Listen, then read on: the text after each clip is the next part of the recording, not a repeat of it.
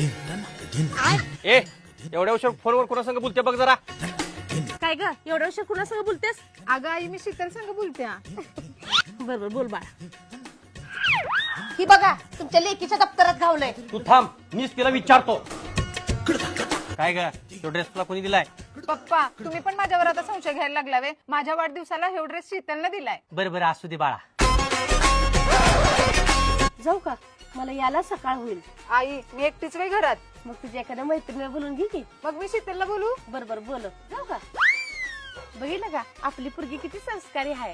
हा मग माझी पोरगी आहे म्हणल्यावर असणारच की. आई पप्पा लवकर आलायसा. होय बाळा. ए तू कोण आहेस? माझ्या घरात कशाला आलायस? अहो पप्पा हेच नाव शीतल आहे.